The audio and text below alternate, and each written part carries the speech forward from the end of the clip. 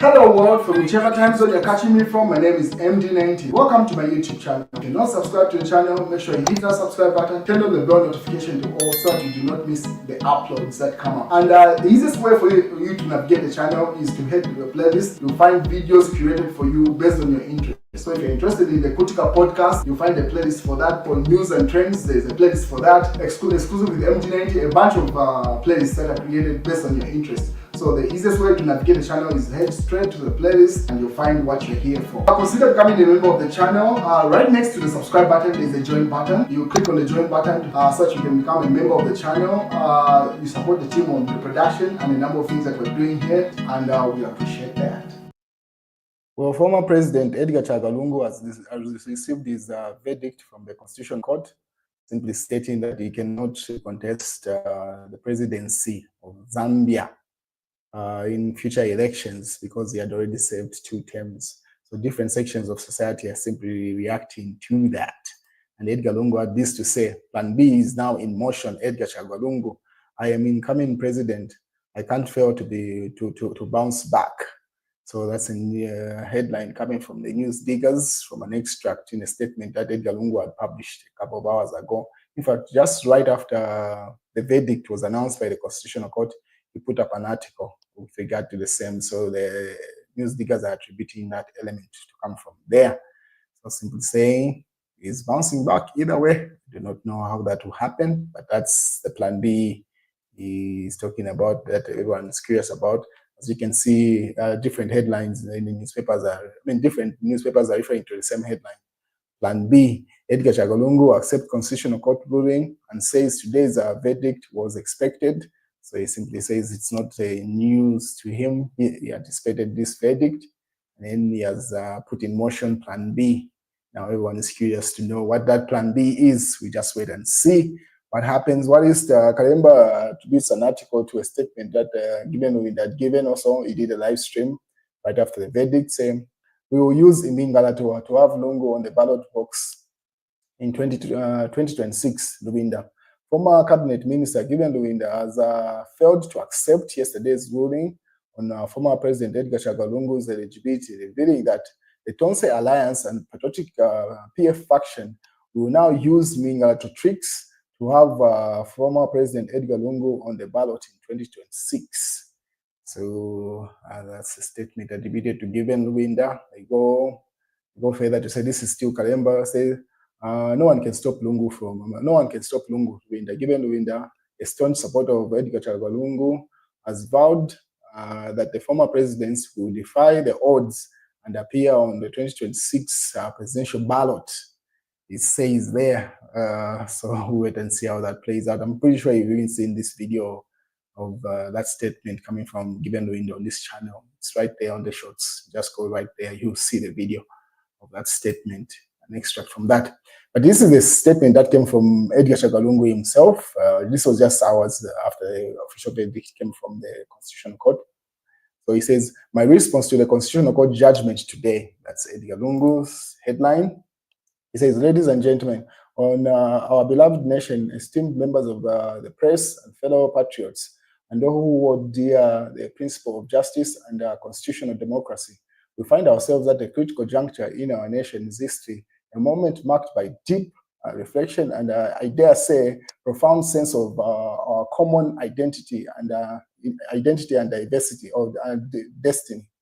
The verdict rendered today was expected. He says, 4 months, the hands of political manipulation have with an undeniable force steered us towards the conclusion foreseen not by merit or reasoned argument on constitutional fundamentals, but by the weight of the orchestrated design and political mechanisms or machinations. We kept on monitoring these, he says. To understand the gravity of this moment, we must revisit the sequence of events that brought us to here. It began with a petition that sought to exclude me from the political arena, not through the natural verdict of the people on the ballot paper, but by the calculated intervention of political forces sponsored by political players, it unfolded with the reshaping of our constitutional court, the displacement of arbitrary and justice, and narrowing of the judicial voices to fit the predetermined script. That's where he's referring to those constitutional court judges that were first suspended and then should have been like a week afterwards fired or expelled from their offices. That's what he's referring to there.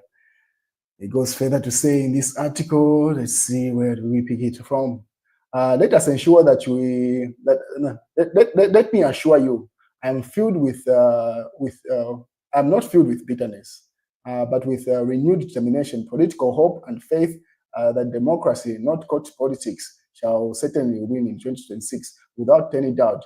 We must show the world that Zambia's democracy cannot be extinguished by manipulated verdict. Zambia shall win and celebrate very soon. Not few ruling elites through their proxies, referring to the court system there. To those who believe that they have triumphed today, I say this: history is very patient. History is a very patient judge. The true verdict will be rendered not in the chambers of court, but the hearts of the people of Zambia and the annals of time. My fellow Zambians, let us walk forward together with dignity and resolve. Let us prove that our democracy, though tested in this moment, will emerge stronger. Today, Plan B goes into motion, and democracy will prevail, as we shall win. Thank you, and may God bless our beloved Zambia. Edgar Chagwa Lungu, 6th President of Zambia, PF President, and Tonse Alliance 2026 presidential candidate. And then he attaches that picture you see there. So that's an official statement coming from Edgar Lungu. Simply says Plan B is in motion, and the people will win in 2026.